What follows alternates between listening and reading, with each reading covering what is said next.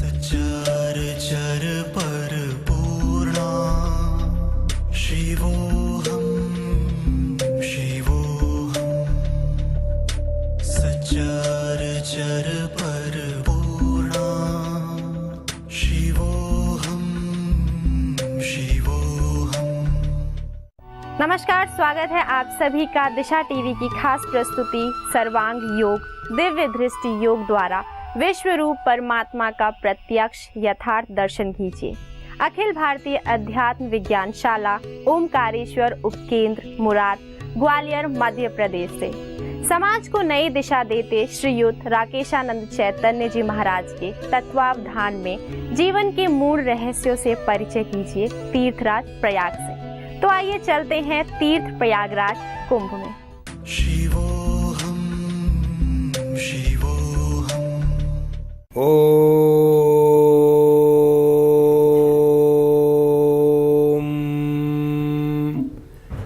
तत्सत। सभी कुंभ के मेला इलाहाबाद में पधारे हुए आत्मा स्वरूप सज्जनों और देवी शक्ति स्वरूपाओं सबको नमन करते हुए दिशा चैनल के माध्यम से 140 देशों में ये मानव समाज में जो धर्म के विषय में जीव आत्मा परमात्मा के विषय में और पिंड ब्रह्मांड के विषय में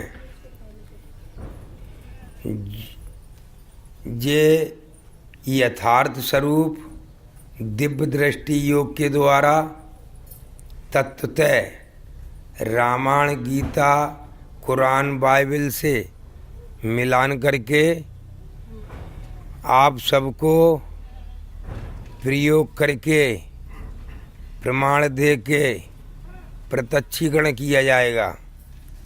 आप सब लोग ध्यान से देखें और समझें कि जो मानव समाज में ये पूजा पाठ कैसे शुरू होता है कि जब जीव ऐसे स्मरण मम भूला सो बेईमान जब पैदा होते ही वो हिंदू या मुसलमान या सिख या ईसाई किसी भी धर्म से जुड़ जाता है तो ये ईश्वर का अंश 5 तत्व 3 गुण की ये जीवात्मा और किसी जात और देश धर्म से जुड़ने से और उसका जो नाम रख दिया जाता है वो उतना ही मैं भाव में आकर के कि मैं इतना ही हूँ, मैं और परमात्मा कहीं अलग है, मैं परमात्मा से अलग हूँ। तो ऐसा जीव भाव में जब इसमें विश्व में घूमता है विचरता है तो फिर ये समष्टि अनन्य रूप है बचा न ये को रूप और व्यष्टि में मैं बंध गया और परमेष्टि गया भूल। तो ये सबको देख करके मैं और ये सब क्या है तो सबसे बुआर होने में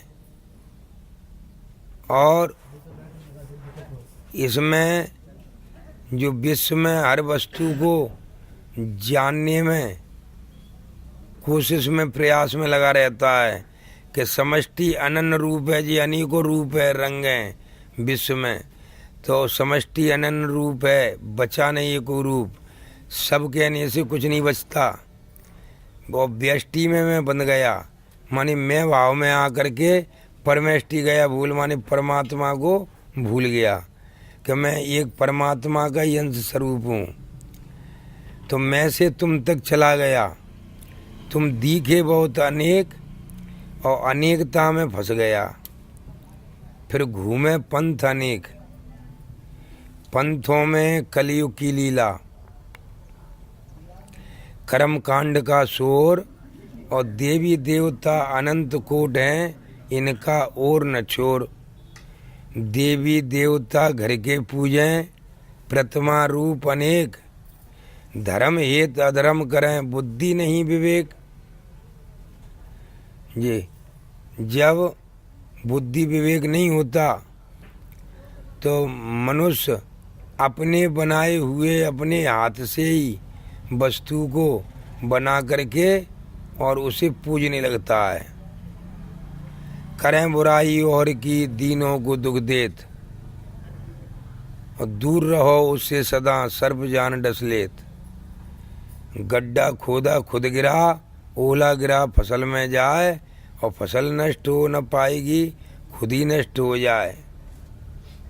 क्यों कि जे मात पिता माने नहीं, करे न घर को काम, और ज्यादा कई घर से भगा, पहुंचा कन फुकों के धाम। और मंत्र गुरु से ले लिया, और ठाड़े तिलक लगाए, और लकीर का फकीर हो गया, गुरु का ध्यान लगाए।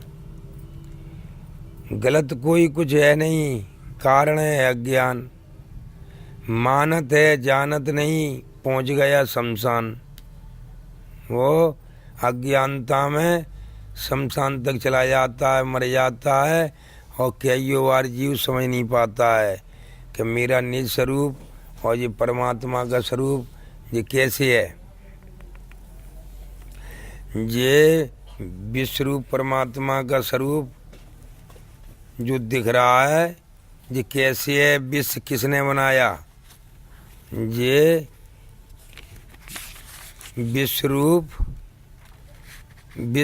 परमात्मा 8 हैं इनके अंग, और 5 तत्व गुण 3 हैं, आद मध्य नहीं अंत। इनका न आद है, न अंत है, न मध्य है। ये पूरे विश्व में 5 तत्व 3 गुण की लीला ये पूरी हो रही है विश्व में। 4 खानी में 8 रहें, छूटत न इनको संग। 4 खानी में 8 रहें, छूटत न इनको संग, और छूटत न इनको संग। और सगुण और निर्गुण सब एक है, और रहते एक ही संग। सगुण और निर्गुण ये एक ही है, और रहते एक ही संग। उद्वज में पैदा हुआ, सेदुज में सरकाए, और अंडज में उड़ने लगा, और जारज में बंध जाए। ये जारज में जेर से लिपड़े हुए में पैदा होकर के ये जीवात्मा और जानवर से मनुष्य में आकर के मैं भाव में बंध जाता है। ये विश्वरूप परमात्मा जान सको तो जान, और मनुष्य रूप तुम पाए के साधन 8 महान। ये मनुष्य रूप को पा करके जो साधन आपको 8 मिले हैं, उनके द्वारा कैसे दिव्य दृष्टि के ज्ञान से द्वंद्व सभी मिट जाए, और अकर्म रूप से कर्म करे, विश्व रूप हो जाए। जब ये दिव्य दृष्टि के द्वारा ये विश्वरूप परमात्मा है, इसको जान करके अपना ये मैं तू का द्वंद्व भाव खत्म हो जाएगा, और ये विश्वरूप हो जाएंगे, इसी में मिल जाएंगे। विश्वरूप परमात्मा ये विश्वरूप परमात्मा दिखते हैं दिन रैन, जानत है पावत सदा, बरतत है दिन रैन। जो जानता है इसको प्राप्त कर लेता है, फिर वो विश्वरूप से बर्ताव करता है, बुआर करता है, फिर ढूंढा ढाड़ी नहीं करता। कहाँ है वो विश्व परमात्मा। ये विश्व रूप से मिल गए, और सेवा 4 प्रकार, और वर्ण धर्म से कर्म करे, और आचरण ले सुधार। अपना इसकी सेवा 4 प्रकार से होती है।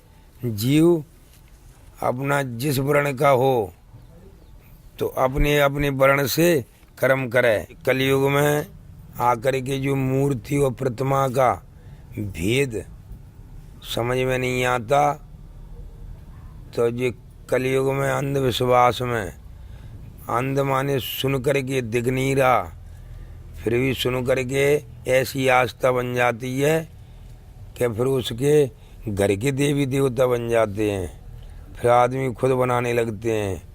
आपने ऐसे हमने अपने शुरुआत में पहला क्या कि घर पे जब कोई पुरखा मर जाते हैं तो उसकी यादगार के लिए एक चबूतरा बनाते हैं, और कोई अपनी देवी मर जाती है, कोई औरत, तो क्या करते हैं कि चबूतरा पे एक ईंट रखते हैं। वो एक ईंट देवी हो गई, सुहागिल बोलते हैं गांव की भाषा में, क्या वो एक देवी मर गई यदि यानी सुहागल थी, वो है ये एक ईंट चबूतरा पे।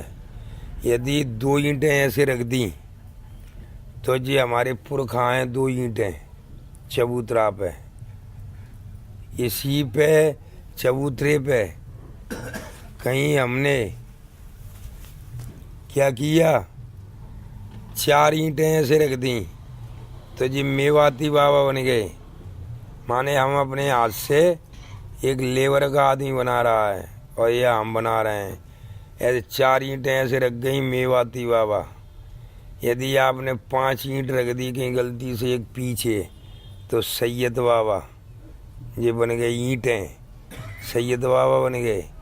यदि आपने कहीं काली टोरी वैसे कहीं भी पड़ी हो, उसको उठा के और सिंदूर पोंछ दिया उस पे हाथ, तो समझ लो भैरव बाबा बन गए वो। तो ऐसे अपने हाथों से बना करके और हम ही पूजने लगे। और ये ईश्वर का नियम है कि मनुष्य जो अपने हाथ से बनाता है वो वस्तु मनुष्य से बड़ी नहीं हो सकती। जो ईश्वर ने बनाया है वो ईश्वर से बड़े नहीं हो सकते। तो आप हम सब ईश्वर के बनाए हुए हैं, ये विश्व रूप परमात्मा के बनाए हुए हैं, तत्वों से बने हुए हैं, तत्वों से ही पल रहे हैं, तत्वों में ही लय हो रहे हैं। लेकिन ये मनुष्य के द्वारा जो गाड़ी घोड़े जो भी गाड़ी वगैरह वस्तु जो बनाई है, ये सभी मनुष्य के द्वारा बनी हुई वस्तु मनुष्य से बड़ी नहीं हो सकती। मनुष्य उसे तोड़ करके दोबारा फिर भी बना सकता है कुछ भी, लेकिन वो मनुष्य को तोड़ के नहीं बना सकते। तो ऐसे जो मानव समाज में इसी बात का जो भ्रम फैल जाता है कि हमारे जो मर गए हैं पुरखे वो बैठे हैं, हमारे जो मर गए हैं वो वहाँ चबूतरा पे बैठे हैं। 15 दिन में अमावस को पूजा करने जाओ, पूनों को पूजा करने जाओ, कहीं कुछ 9 दिन कनागत में पानी चढ़ाने जाओ, और जिंदे में पानी नहीं चढ़ाते। जिंदे में मूर्तियों को खिलाना चाहिए, पिलाना चाहिए। मूर्ति कहते हैं जो ईश्वर कृत बनाई हुई है, प्रतिमा कहते हैं जो मनुष्य कृत बनाई हुई है। उन प्रतिमाओं की क्या सेवा है, उन्हें सुरक्षित साफ सुंदर रखना चाहिए। वो अपनी महापुरुषों की इतिहास की रक्षा के लिए उनको सुरक्षित रखना चाहिए। इनके गुण और ज्ञानों को अपने आचरणों में लाना चाहिए। तो हम को खुद को देवी देवता या भगवान बनना चाहिए। तो चल करके हम देवी देवता